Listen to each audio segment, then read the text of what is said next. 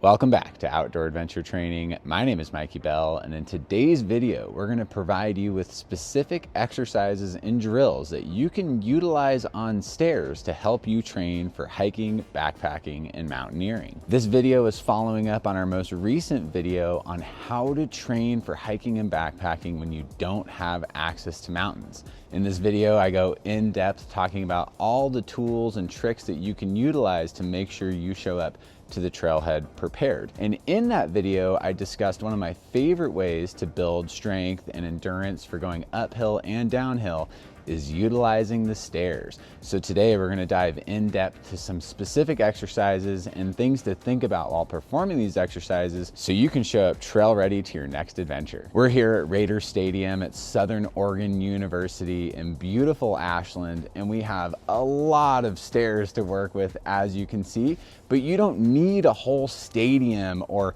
500 stairs to make this happen. Even a set of 5 to 10 stairs that you can find at a local park or a parking garage, anywhere. You might need to get creative and do some research, but find some stairs near you. The only other things I would recommend having for these drills is have some supportive footwear. I'm wearing my Ultra Lone Peak hikers, which are my go-to shoe for hiking and backpacking. I also have a backpack with me with some extra weight, which is really critical, especially if you're training for backpacking and mountaineering. We're starting off really simply with just single stair steps, how you usually climb stairs at home. This is a great way to warm up. We can start working on our biomechanics. Always make sure you're driving through the whole foot and the heel to get that glute activation.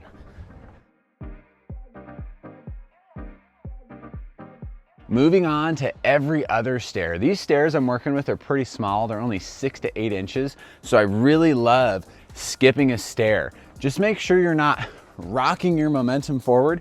We're really trying to build that muscular strength and endurance. So keep your shoulders stacked over your hips, drive through the whole foot, and that's gonna help activate the glutes and hamstrings, which is gonna help you go uphill.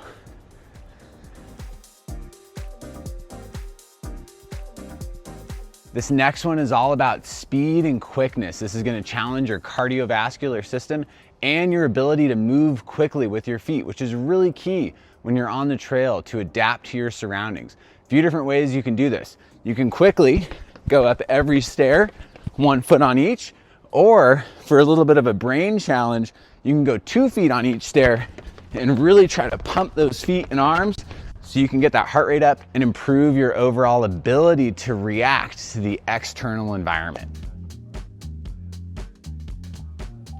Getting back to cardiovascular training, stair sprints are an amazing way to challenge ourselves anaerobically without oxygen. This is a great way to improve our VO2 max and respond in low oxygen environments, which could be a big climb or trekking at high altitude. Now, sprint is a term we're going to use loosely. Everybody's sprint is going to look differently. Just go as fast as you can safely. So essentially you can sprint 1 on each stair, or you can skip a stair and really power up. This is great for building strength endurance, enhancing your cardiovascular performance, and building posterior strength power.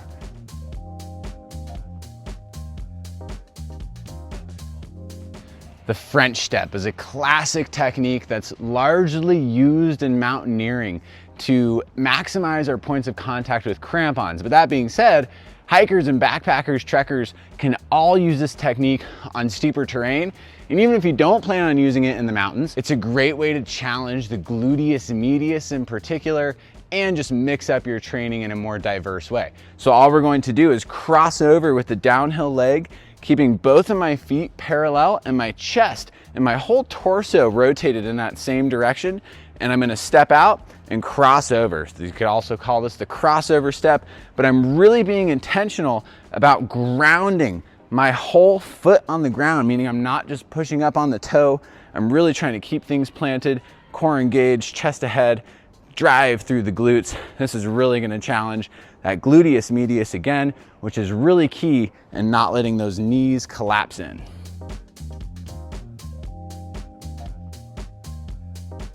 You may not sidestep your way up a mountain, but it's still very important to train this way, and here's why. It's moving us in the frontal plane, which is gonna make you a more robust and resilient hiker. So a few different ways you can do this. You can keep it tight, just one stair at a time, working in this frontal plane laterally. I'm still keeping everything straight ahead, and I'm just peeking out of the corner of my eyes, meaning I'm not tilting my whole upper body to watch my feet, which is what you don't want to do when you're hiking too. If you want to take it up a notch, you can skip a stair and stride out a little longer. Just really try not to let this knee collapse in. We want to build that glute strength so our knees don't collapse in, so you can use those larger muscle groups to get you up the mountain.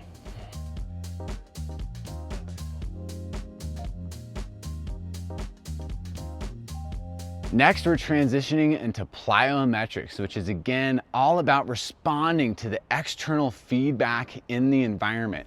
Now, again, you're not going to squat jump your way up the mountain, but this is a really good way to start preparing for that subtle impact using your natural shock absorption system, your musculoskeletal system, so you can be a more robust hiker. We're going to start off with just small steps, 2 feet at a time. Notice there's a little bit of a loading phase and then an explode and a small, subtle absorption, okay? So I'm really trying to be quiet on the feet. I'm using the momentum of my arms as well to help me up, but the real key here is the soft landing. As you get more comfortable with that, with 2 feet, you can start moving a little quicker. Again, notice you can't really hear my feet, and we're having those soft landing.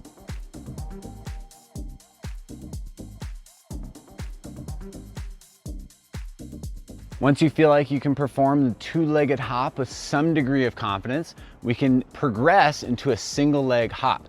So same principles apply. I'm still loading, exploding, and absorbing softly on one leg. Now the real key here is some degree of accuracy and precision. Try to stay in a straight line. My feet are straight ahead, and I'm really emphasizing that soft landing. And again, I'm gonna switch legs here. As you build confidence, you can start increasing the pace of your jumps.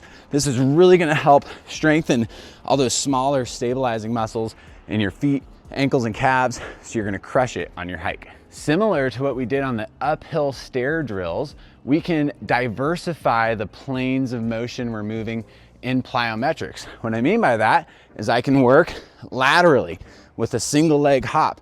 This is really gonna challenge my full body proprioception. I can face forward and jump diagonally, alternating sides. You can also do both of these 2-legged as well. And if you really want to challenge yourself and be very careful, start off small, maybe have a railing nearby, you can work on single leg hops going down to really prepare for the eccentric forces that you will certainly face on a big descent.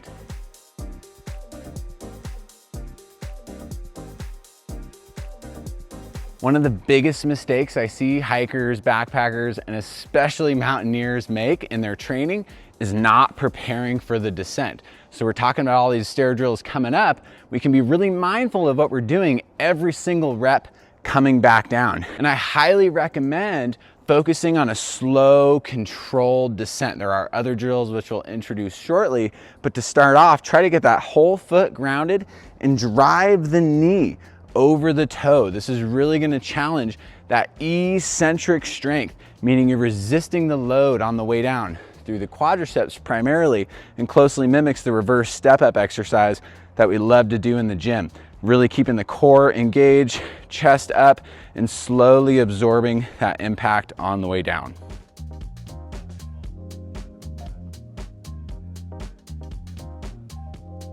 Lateral step down is, in my mind, one of the most practical movements any hiker and backpacker and mountaineer could explore in their training, because in steep terrain, especially in scree, you might actually want to employ this movement. So we can really work on this and challenge our core and be intentional. So when you're on mile 10 of a challenging hike, you don't have to think about it. It's just gonna come naturally. I'm reaching this leg out and slowly, eccentrically, again, lowering with that uphill leg, all while keeping my core centered over my hips, meaning I'm not leaning and reaching, because if you do this on scree, your leg might kick out from underneath you. So I'm staying really balanced, feet are grounded, I'm striding out to the side, and of course, we can switch directions, maybe go halfway down on one side, switch the other way, or alternate each repetition. Now, with everything we just practiced going up and coming down, but not with plyometrics, we can throw on a weighted backpack. And regardless of what you're training for, I would highly recommend doing this. And you can start light. Start with 5 to 10% of your body weight and then slowly increase as you progress. This is really going to challenge your musculoskeletal system and make sure you have the endurance and the strength to come up and come back down. While all of these drills are amazing for building endurance, if you live in a flat area, having a structured approach to strength training is critical, and that's where our training programs really shine. We have a whole bunch of different programs depending on what you're training for. All of them come with a 7-day free trial on our easy-to-use mobile app. And if you have any questions at all about this video or which program is best for you, I would love to chat with you, book a consultation, and we can talk about your goals. We hope you find these stair drills helpful. Drop us a comment below. Let us know what other tools you utilize to train for hiking and backpacking, and we'll see you here next time at Outdoor Adventure Training.